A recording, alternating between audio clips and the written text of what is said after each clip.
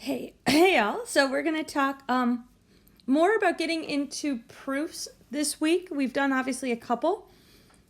And we're going to start off by continuing on with the proofs that are going to feel kind of familiar based on the last few weeks. And we're going to talk about proofs with combinations. And we'll see two different examples here. And as always, if you're stuck on it, I strongly encourage you to set up appointments in the Zoom calendar, and I'd love to chat. So get yourself ready for notes, and we're going to get started. So this one we're going to do algebraically, similar to what we have been doing, but we're going to introduce some new ideas. So show that 1 plus 2 plus 3, so the sum of all the numbers up to n is equal to, and here's a typo we want to fix because there's no k on that side. K doesn't make sense in this case, and so it's n plus 1 choose 2. Now, what is really helpful here is hopefully perhaps you have some recall that the sum 1 plus 2 plus everything out to n is equal to n times n plus 1 all over 2. So if you don't quite remember how to prove that, the idea is that 1 plus 2 plus all the way out to n, that's equal to a sum. That sum used in the commutative property, counting down, is also equal to that same number, right? It's just reordering in addition. Now, if we add these two lines together like a system of equations, we get 2s, that looks like 28, 2s is equal to, and then each term, I'm just going to add them like this, all the way down. And so this becomes n plus 1 plus 2 plus n minus 1, which is n plus 1, plus all the way out. And all these terms will add up to n plus 1. And then there's 1, 2, 3, 4, 5, all the way out to n terms. And so we can rewrite that as n times n plus 1 is equal to 2s. So then the entire sum, right, which is this term right here, is equal to n times n plus 1 all over 2. So I'm including that just to see another proof in this lesson, though it's not strictly a combination. So we're going to use that fact to then say, well, 1 plus 2 plus 3 plus ... So we're starting with the left-hand side. That's equal to n times n plus 1 over 2. Now, here's something important that I've brought up several times on some of your quizzes. You're only starting with one side. Like, this is sometimes helpful because we can say what we want. We want this. And so this is what our goal is. That's what we're aiming for. But you can't manipulate both sides of the equation. You have to pick one and then try to make it equal the other. Because if you're manipulating both sides, you're assuming that it's equal, and here we're using the transitive property to say I'm going to start with the left side and I'm going to manipulate it until it looks like the right side. So just to recall, the transitive property states that if A equals B, which is equal to C, then you can just skip the middle parts and just say A equals B. A equals C. That's the transitive property. So in this case, because I know I want it to be a combination, I want to have n plus 1 factorial in the numerator. So in order to get that in the numerator, I've already got n and n plus 1. So I would need to multiply it by 1 times 2 times 3, all the way out to n minus 1. And then you end up with 1, 2, 3 times all the way out to n plus 1. So now I have n plus 1 factorial in the numerator. And as always, if I multiply in the numerator, I have to multiply in the denominator out to n minus 1. And so then I have what is n minus 1 factorial times, and then there's still the 2 in the denominator. From there, I'm going to do a little manipulation because remember, I have this goal in mind of what I want this to equal, which is in factorial form, n plus 1 factorial over n plus 1 minus 2 times 2 factorial. So if I've got n minus 1 factorial in the denominator, negative 1 is the same as plus 1 minus 2, which, as we just went over, is what we want. Factorial, n plus 1 factorial, and then 2 is the same as 2 factorial. So that's great, and that gives us n plus 1 choose 2. And again, using the transitive property, we now know that we have finished. So hopefully this, again, is a nice example of where we're only manipulating one side of the equation. Now here, we have another one, and this is with series notation.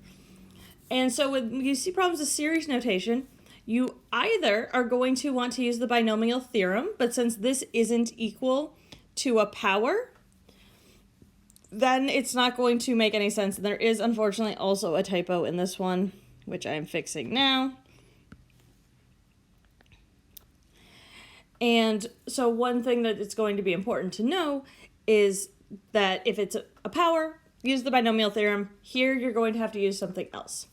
So in this case, this one is going to be very, very hard to prove algebraically, because if I write out the entire series, right, this would be n choose 0 squared plus n choose 1 squared plus n choose 2 squared, all the way out to n choose n squared. And expanding all of those, trying to make it manipulate down to a common denominator because you're adding. That's going to be a way that you could do that, but it's not what I am going to recommend. I'm going to recommend what is like a written proof. And so I'm going to do just some reasoning. So I'm going to cut this, and I'm going to start by looking at 2n. Typo got changed again. So frustrating. So then what I'm going to say is I'm going to use my definition of combinations. I'm going to say, I don't even know what's happening. I apologize. 2n choose n is equal to the number of ways to choose half of items of a set. Right, you have 2n and you're choosing n of them. So in this case then, I am also going to argue that, and have a recall, that this is an important idea, that n choose k squared, we can expand that out as n choose k times n choose k. And this is the really important part, is that if I also think that this is n choose k is the same as n choose n minus k. So if you're not convinced of this, that n choose k is equal to n choose n minus k, expand out, you can say n factorial over n minus k factorial. Oh, the only way that that's different is to then say I'm going to reorder the denominator, n minus k factorial, and then finally rewrite that as n minus n minus k, since that would be equivalent to k here, n minus k factorial, n factorial. So hopefully that would convince you of why I'm allowed to interchange those two. So now that I've got that redefinition, I'm going to cut this to make some space. And then I will say, well, if I have n choose k, and then n choose n minus k, this factor is 1/2 of the set, and this factor would be the other half of the set. So if I have a group of 2n elements, I now have divided them into a set here with n elements, so a1 through an, and then b1 through b sub n, and together those would be the 2n elements that we're interested in on the other side. So what I would argue then next is in written form, as I said. So if k elements are selected from 1/2,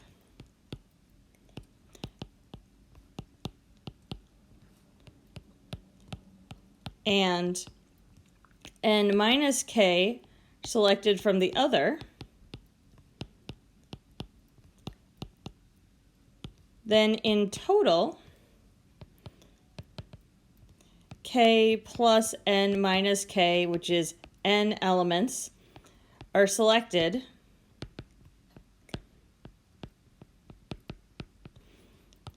from a cumulative 2n